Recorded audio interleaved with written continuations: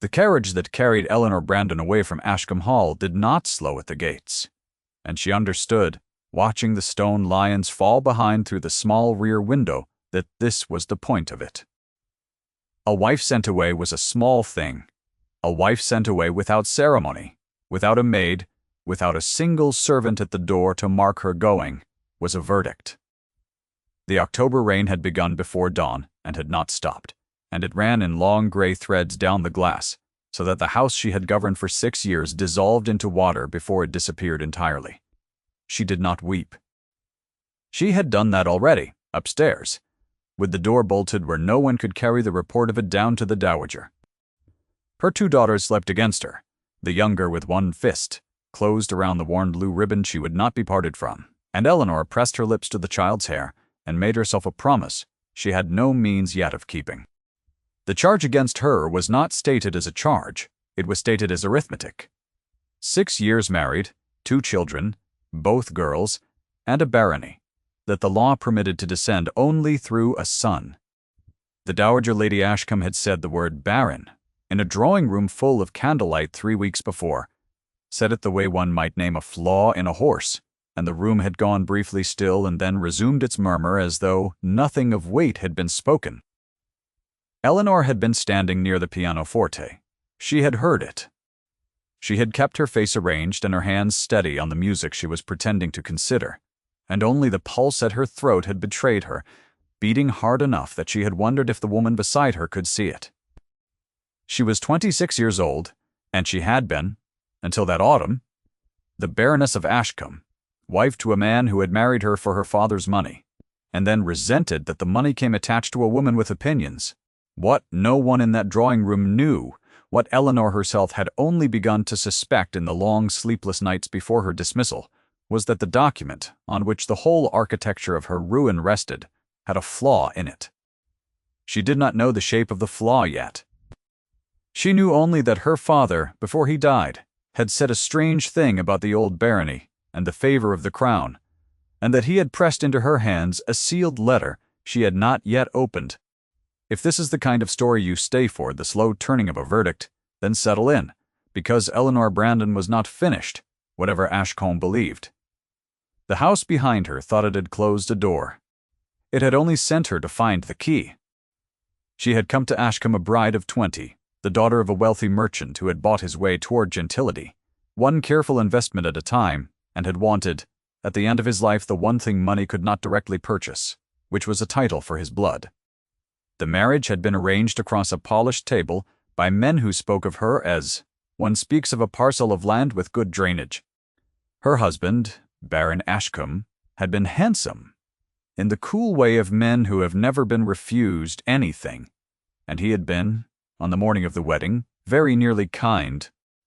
That kindness had lasted until the first daughter was born and had curdled by the time the second arrived, and somewhere in the curdling Eleanor had stopped expecting it and had turned instead to the only territory the marriage left her, which was the running of the household and the raising of her girls. She had been good at it, the tenants knew her by name, and knew that the woman who came to the cottages when the fever passed through was the Baroness, and not the steward. The account books, which her husband had never once opened, balanced because she balanced them. The kitchen garden that had gone to seed under the previous mistress fed the hall again because she had walked it herself and learned what the soil wanted. None of this was the kind of worth the drawing-rooms could measure. The drawing-rooms measured a woman by the single fact of whether she had produced a son, and by that measure Eleanor was a failure so complete that her own name was being quietly returned to her. Brandon, the merchant's name, as though the 6 years had been struck through with a pen. The dismissal had come through the dowager rather than through the baron himself, which Eleanor recognized as cowardice dressed as decorum. Her husband had not been able to look at her. He had stood at the window of the study with his back to the room, while his mother explained in the voice of a woman reading a recipe that arrangements had been made, that a cottage near the coast would be provided, that the children would naturally remain the property of the family. At that last word, Eleanor had risen from her chair. She remembered rising. She did not remember deciding to. "The children will come with me," she had said, and her voice had not shaken, and that steadiness had surprised the dowager more than any weeping could have. The cottage by the coast was withdrawn within the hour, replaced by nothing, by a carriage and a destination unspecified. And Eleanor had understood that she was being cast out without provision precisely because she had refused to be parted from her daughters. The cruelty had a logic. Everything at Ashcombe had a logic. It was the logic of a house that had decided long ago that a person was either useful to its line or an obstacle to it, and that obstacles were removed. To the household, she was simply the wife who could not give them an heir. The footmen had said it in the corridors when they thought the doors were shut. The dowager's own maid had said it. Even the vicar, a soft man who feared the family's displeasure more than he feared anything else, had let the phrase pass his lips in the churchyard, gentling it with sympathy but saying it all the same. The wife who could not give them an heir, as though her body were a debt that had come due unpaid. What the carriage carried away from Ashcombe that morning was not a barren woman. It was a woman with 2 daughters, a sealed letter, and a memory of her father's voice that had begun, in the last week, to mean something she could not yet name. The cottage Eleanor found, when the carriage at last stopped, belonged to no one at Ashcombe, Père. She had directed the driver herself to a market town 3 counties distant where her father had once kept a man of business, and she had paid for their lodging with the small store of coin she had sewn into the hem of her traveling gown over the preceding fortnight. Having learned early in her marriage that a woman with no money of her own is a woman with no choices of her own. The rooms were 2, above a chandler's shop, and they smelled of tallow and the sea. And the first night the younger girl, Beatrice, cried for the nursery at Ashcombe, until she fell asleep, mid-sob against her sister. The elder, Margaret, did not cry. Margaret was 7 and had her mother's stillness, and she watched Eleanor across the small room with eyes that asked the question she was too careful to speak aloud. "We are going to be poor for a little while," Eleanor told her, because Margaret deserved the truth and not the comfortable version of it, and then we are not. She opened her father's letter on the 3rd night, when the girls slept, by the light of a single candle she could not really afford to burn. Her father's hand had been failing at the end, the letters large and uneven. And she read slowly, and partway through the 2nd page, she stopped and read the passage again, and then a 3rd time, and set the letter down on the table with hands that were not entirely steady. The pulse had come back to her throat. Outside, the tide was going out, dragging at the shingle with a sound like a long breath released. Her father, it transpired, had not been the simple merchant the Ashcombes believed they had condescended to marry. He had done a service once, a financial service of considerable delicacy, to a man who had since become very great indeed, and the great man had remembered, more than remembered. In the matter of the Ashcombe barony, her father wrote, "There is an irregularity that the family has taken pains to keep buried, and I have taken equal pains to learn it, and what I learned I carried to the proper quarter, and a remedy exists, sealed and signed, held in trust against the day you might have need of it. Go to Mr. Halloran in Gray's Inn. He has the whole of it. Trust him, and trust no one at Ashcombe, least of all the old woman." Eleanor sat with the letter a long time. The candle guttered, and she did not trim it. She was thinking of the way the dowager had said, "Baron," the small, precise cruelty of it, and she was thinking that her father, in his careful merchant's way, had armed her years before she knew she would need the weapon, and that grief and gratitude could occupy the same chest at the same moment without either giving way to the other. She did not go to London the next morning. She had 2 children, and almost no money, and a city she did not know, and recklessness was a luxury for women, with someone to catch them. She found work first, plain sewing for the chandler's wife, and then for the dressmaker, 2 doors down, and she took in the mending the town's gentlewomen sent out, and she was good enough and quick enough that within a month the dressmaker was sending the difficult commissions to her by name. The town learned her as Mrs. Brandon, a widow. They assumed, with 2 girls, and a needle in a way of carrying herself that did not match the plainness of her gown, she let them assume the widow. It was simpler, and it was nearly true, and it kept the questions at a distance.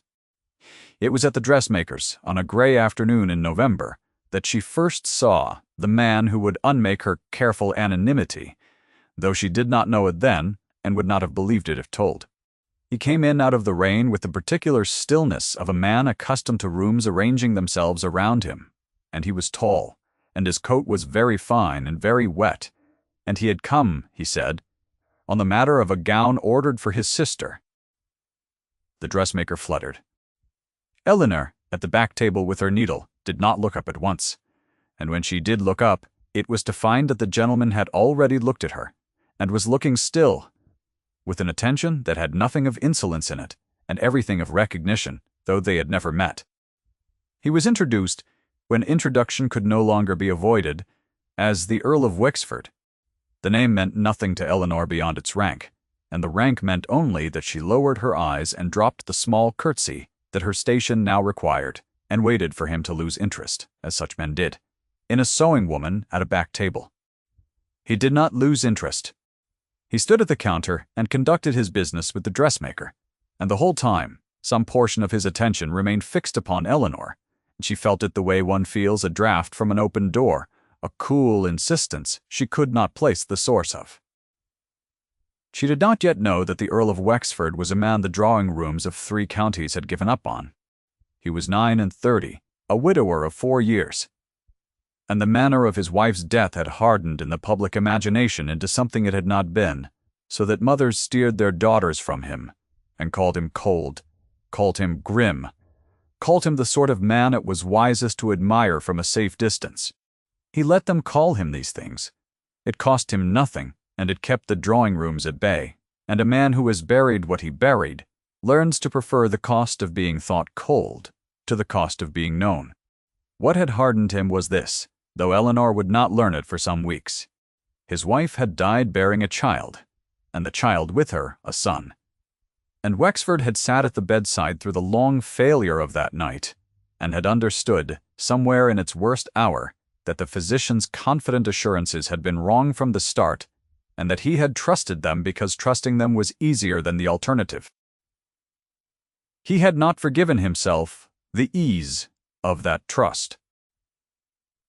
He had a daughter living, a girl of 6 named Cassandra, grave and watchful and too quiet for her age, and he loved her with a ferocity he did not know how to show, and he had let 4 years pass in which he showed it badly. And the showing it badly was the wound he carried into the dressmaker's shop on that gray afternoon without any notion that it was about to be touched. The acquaintance grew the way such things grow when both parties pretend they are not growing. The gown for the sister required fittings, and the fittings required Eleanor, who had cut and sewn the thing, and Wexford found reasons to be present that fooled no one, and that he did not trouble to make convincing.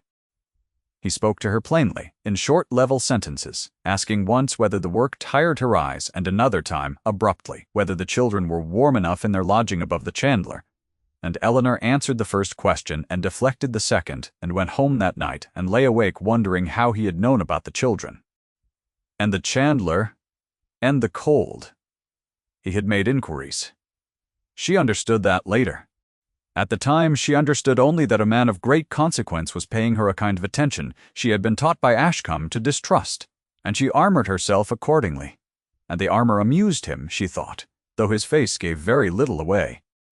Once, when Beatrice had run ahead of her down the wet High Street, and Eleanor had called the child back, sharper than she meant from fear of the carriages, she had looked up to find Wexford watching from across the way, and he had crossed to them without hurry, and crouched down to the little girl's height, and asked her gravely what the blue ribbon was for. Beatrice, who feared nothing, had told him it was magic. Wexford had considered this with the seriousness of a man weighing testimony in a court, and had said that he had suspected as much, and Eleanor had watched her younger daughter beam up at this grim, cold earl, and had felt something shift in her chest that she did not have a name for and did not want. "You should not let her run so near the road," he said to Eleanor as he straightened, and the words landed as a rebuke, and she stiffened at them, and only afterward, walking home with both girls' hands in hers, did she understand that what he had said was not, "You are careless," but "I was afraid for her," translated into the only language a man like that could speak. if you have ever been seen by someone after a long season of being looked through. You know the particular vertigo of it, and you might leave a word below if you have, for the woman who needs to read it tonight. Eleanor felt that vertigo and distrusted it, and went on sewing, and told herself the Earl would tire of the novelty before the first frost. The witnessing scene when it came was not arranged and was not observed by Eleanor at all. It was a Sunday, and the dressmaker had pressed upon her a commission too large to finish in the shop, and Eleanor had carried the work to the small parish school where the curate let poor women sit by the fire on the day the schoolroom stood empty. A boy had come in from one of the tenant farms, a thin child of 9 or 10 with a hand wrapped in a filthy rag, and the curate had been from home, and the boy had stood in the doorway too proud to ask and too frightened to leave, and Eleanor had set down her needle and unwrapped the hand and found it cut deep across the palm and going bad. She had cleaned it with water boiled over the schoolroom fire, and bound it with a strip torn from her own petticoat, and she had given the boy the bread that was meant to be her own dinner, and she had walked him the 2 miles back to the farm herself in the dark, because a child with a poisoned hand should not walk 2 miles alone. And she had done all of this without any notion that the Earl of Wexford had been at the farm on business with the tenant and had seen the whole of her arrival, the bound hand, the surrendered bread, the long walk back into the cold. He said nothing of it to her. That was his way. The quality of his attention changed after that Sunday, however, deepened into something steadier and more deliberate, and he began to call at the lodging above the chandler, with a frequency that the town remarked upon, bringing books for Margaret, who had her mother's hunger for them, and once a small wooden horse for Beatrice that the child named immediately and slept with thereafter beside the blue ribbon. Eleanor told him he must not, that it was not seemly, that she was a woman with no protection and a great deal to lose, and that his attention, however kindly meant, endangered her. Wexford had listened to all of this standing very straight in the small room with his hat in his hand. And when she finished, he said only, "Then I will speak to your circumstances, and you will be protected. And the next time I call there will be nothing in it for the town to remark." She did not understand what he meant. She understood within the week. He had gone to London. He had gone, though she did not know it, to a chambers in Gray's Inn, where a Mr. Darr Halloran kept a sealed instrument in trust against a day of need, and he had gone because Eleanor, in an unguarded hour by the schoolroom fire, had told him the bare shape of her story, the husband, the daughters, the dowager's verdict, the casting out, and Wexford had recognized in it a thing he had spent 4 years learning to recognize, which was a person being destroyed by a hierarchy too certain of itself to notice it was wrong. He had asked her one question only. "Your father," he had said, "you spoke of a letter." And Eleanor had told him of the letter, and of Mr. Halloran, and of her own intention to go to London when she had saved the fare and the courage, and Wexford had said nothing further, and had left the next morning before light. What he found in Gray's Inn was this. The Ashcombe barony was not the simple male-entailed honor the family had always insisted upon. It had been created 4 generations back by letters patent that contained a special remainder, an unusual clause permitting the title and its lands to descend, in default of a direct male heir, to the eldest daughter of the last holder, and through her to her own issue. The clause had been inserted at the request of the first Baron, a man who had loved his own daughter beyond the fashion of his age. It had been, ever since, a deep inconvenience to the family, who had taken great pains across 4 generations to ensure that no holder ever died without a son to bury the clause beneath, and who had latterly come to behave as though the clause did not exist at all.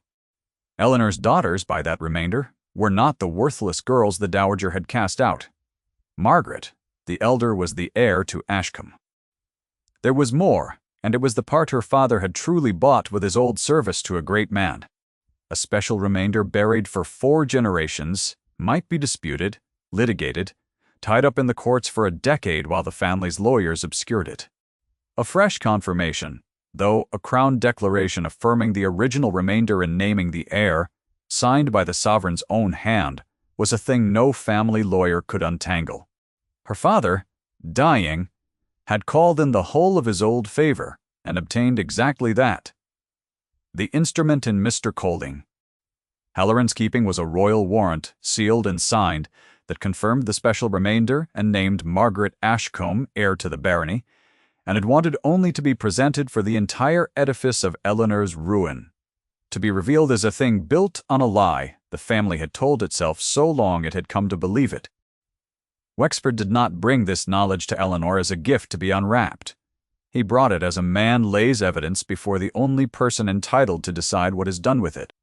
He returned from London on a Thursday and called at the lodging in the plain afternoon light, and he placed Mr. Conder, Halloran's confirmation, on the small table beside Eleanor's sewing, and he told her, in his short, level sentences, what it was and what it meant, and he watched her face as she understood it, and when she had understood it, he said the thing that mattered most, which was, the choice of what to do with this is yours and no one else's.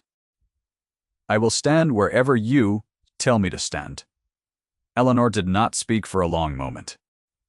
She was looking at the seal, the small disk of wax that contained the whole reversal of her fortune, and she was thinking strangely, not of the dowager or the husband or the drawing rooms, but of her father's failing hand, the large, uneven letters, the love that had armed her without her knowing. When she did speak, it was to ask the only question that mattered to her. If I present this, she said, my daughters are safe. They cannot be taken from me. They cannot be called worthless again. And Wexford said, no one will ever call them that again, and the flatness of his certainty was the most tender thing anyone had said to her in 7 years. She wept then, briefly, and was ashamed of it, and he did not look away and did not move to comfort her in any of the usual useless ways. He waited.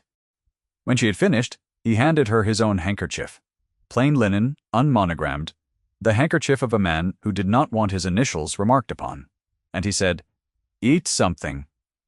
You have not eaten today. And Eleanor laughed despite herself at the command, and ate the bread he had brought, and understood that she had been hearing protection in the shape of orders for some weeks, and had only now learned to translate it. The news that the cast-out Baroness of Ashcombe had been seen in company with the Earl of Wexford reached Ashcombe Hall before the month was out, because such news always traveled faster than its subjects did. The dowager, when it reached her, did not at first credit it. A barren woman, a merchant's daughter sent away in disgrace, taken up by an Earl of Wexford standing, was an absurdity, a servant's tale. And she said as much to her son across the dinner table, and watched him say nothing and grow pale, and a colder calculation began to move behind her eyes. She had built her authority on the certainty that the order of things was fixed, and that she understood it perfectly. The first crack in that certainty was the news of the Earl. The second, when it came, would be louder. She determined to settle the matter in the place she was surest of, which was the great drawing-room of Ashcombe Hall, before the eyes that mattered. There was to be a gathering at the turn of the year, the family's annual assembly, the one fixed point in the county's social calendar where the Ashcombes displayed their consequence and the lesser families came to be reminded of it. The dowager extended, through a channel calculated to wound, an invitation to the Earl of Wexford, and she let it be known, in the way she had of letting things be known without appearing to speak them, that the Earl's interest in a certain disgraced person would be best examined under the family's own roof, where the truth of that person's worthlessness could be made plain to him. In good company, she believed she was setting a trap. She did not know that she was choosing the ground for her own undoing, and that the woman she meant to expose had a king's signature folded in a leather case, waiting. Eleanor did not want to go. She said so plainly. The drawing-room of Ashcombe was the precise spot where she had been called Baron over the candlelight, and to walk back into it was to walk back into the worst hour of her life by choice. Wexford, who never argued, and only ever stated, said the thing that decided her instead. The verdict was given there. He said, it must be unmade there, or it will follow your daughters all their lives. He was right, and she knew he was right, and she hated for a moment that he was right. And then she set her jaw and asked the dressmaker for the loan of a length of deep green silk, and she made herself, over 4 nights, a gown. She would not go as a supplicant, and she would not go as a fine lady, pretending the last months had not happened. She made the gown plain and exact, the deep green of winter holly, with no ornament but the cut, and she dressed her hair simply, and the only thing she wore that was not strictly necessary was at her wrist, threaded through a small loop she had sewn for the purpose.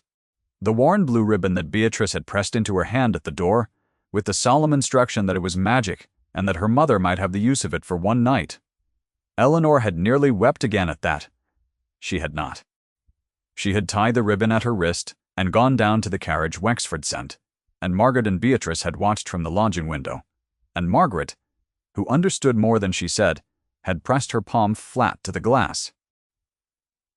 The drawing-room of Ashcombe Hall on the night of the assembly was exactly as Eleanor remembered it, and exactly as the Dowager had designed it to be. The candles in their hundreds, the fire built high, the Dowager herself enthroned near the hearth in grey silk and the Ashcombe diamonds, and arranged at her right hand a young woman in ice blue, a Miss Helena Carew, a baronet's daughter, with a fortune and a flawless complexion and the particular confidence of a woman who has been told since childhood that she is the correct choice. The room understood, the way rooms do, that Miss Carew had been positioned, and that the disgraced Mrs. Ara Brandon was to be the evening's instructive contrast, and the murmur moved and adjusted as Eleanor was announced, and 100 faces turned, and she walked into the room that had broken her with the blue ribbon, at her wrist and her chin level, and her heart going so hard she was certain the woman nearest could hear it. The Dowager let her cross half the room before she spoke. She had always understood the cruelty of timing. She raised her voice just enough to carry, and pitched it to sound like kindly concern, and she said to Miss Carew, "But for the whole room, one does feel for her. Of course, a woman who could not do the one thing required of a wife." The murmur stilled. The verdict had been spoken a second time, in a public exchange, now where the first had been a private aside, and the room waited to see the disgraced woman flinch. Eleanor did not flinch. She had spent 6 years learning to keep her face arranged in this exact room, and she kept it arranged now, and the only motion in her was the small motion of her thumb finding the blue ribbon at her wrist, once, the way one touches a thing for courage. Across the room she felt, rather than saw, Wexford arrive in the doorway, and she did not look at him, because the next move was hers, and they had agreed it would be hers. She turned to the Dowager and she said, clearly, so that it carried, as the older woman's words had carried, "You mistake the one thing required, my lady. The one thing required was an heir to Ashcombe." And then she said nothing further because she had learned from Wexford the power of the sentence that stops before the room is ready for it to stop, and she let the silence do its work. And the Dowager, who had expected tears or pleading or flight and had received instead a calm correction, made the first small error of the evening, which was to laugh. "An heir," the Dowager said. "You gave Ashcombe 2 daughters and called them an heir. The poor creature has lost her wits along with her place." And several of the gathered faces, taking their cue, produced the obliging small laughter of people who do not wish to be caught on the wrong side of a great lady's contempt. And Miss Carew smiled into her glass, and for a moment the trap appeared to be closing exactly as designed. It was then that Mr. Halloran was announced. Eleanor had not told the Dowager he would come. Wexford had arranged it, had ridden to London himself a second time, and brought the solicitor back in his own carriage, because a warrant is only paper until the man who can attest to its provenance stands beside it, and Mr. Bra. Halloran came into the drawing-room of Ashcombe Hall in his sober black, with a leather case under his arm and the unhurried gravity of a man who has spent 30 years being the most certain person in rooms full of frightened ones. The Dowager's laughter stopped. She did not know him, but she knew the look of the law, and the look of the law walking uninvited into her drawing-room on the night of her assembly made the cold calculation move again behind her eyes. Faster now, Eleanor crossed to Mr. Rio. Halloran and took the leather case from him, and she did not raise her voice, and the room leaned in to hear her precisely because she did not. She said, "My father left an instrument in Mr. Halloran's keeping. It concerns the succession of the Ashcombe barony, and I will read the material part of it, with the company as witness, since the company was so good as to witness the other thing." And she opened the case and drew out the warrant, and the great seal of it caught the candlelight and threw it back. And a different kind of silence came into the room, the silence of people who have begun to understand that the evening is not going where they were promised it would go. She read the operative clause in a clear, steady voice. She read the words special remainder, and she read the words the eldest daughter of the last holder, and her issue, and she read the confirmation, and she read the date, and she came at last to the line that mattered most, given under our hand, and she did not need to say the name that followed because every soul in that room knew whose hand was meant. And the warrant trembled very slightly in her grip, not from fear now, but from the weight of what it was. "Margaret," she said, into the silence, "my elder daughter is by the original creation of this barony and by the crown's own confirmation the heir to Ashcombe. There was never any failure. There was only a clause your family chose to forget." The dowager rose. It was the wrong thing to do, and she did it because 40 years of authority had given her no other instinct, and she said, in a voice that had lost the smooth pitch, she had spent a lifetime cultivating. "That is a forgery. It must be no such clause," and the sentence did not finish because Mr. Cause, Halloran said, with the terrible mildness of his profession, "The instrument is genuine, my lady. The seal is genuine, and I am prepared to attest to its provenance before any court in the kingdom, and I would advise with respect against the word forgery in the hearing of witnesses." The dowager's hand went to the back of the chair beside her. The room saw it go.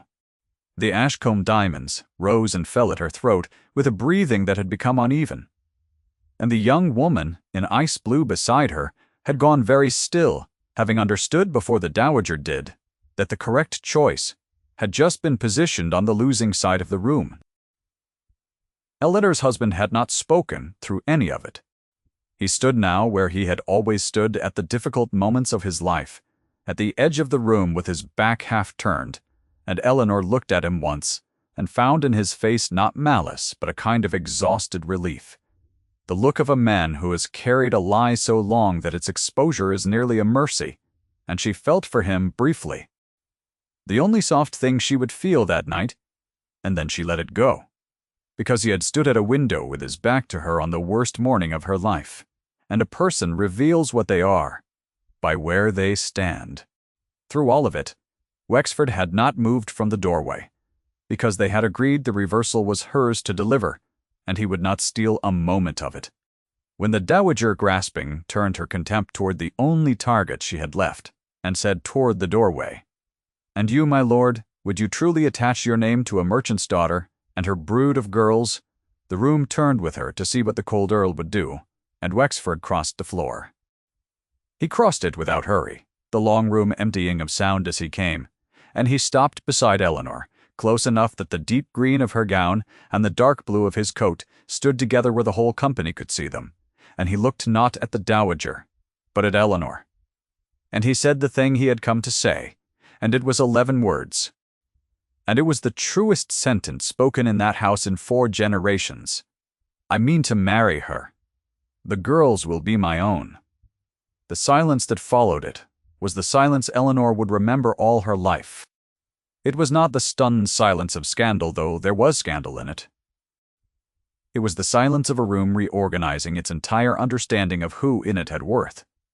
The verdict of years coming apart in the space of a single sentence, and into that silence the blue ribbon at Eleanor's wrist caught the candlelight, and she became aware of her own pulse, and of his nearness, and of the fact that he had said the girls will be my own first to the room, and that this, the claiming of 2 daughters another man had thrown away, was the whole of what she had ever wanted and had never once permitted herself to ask for.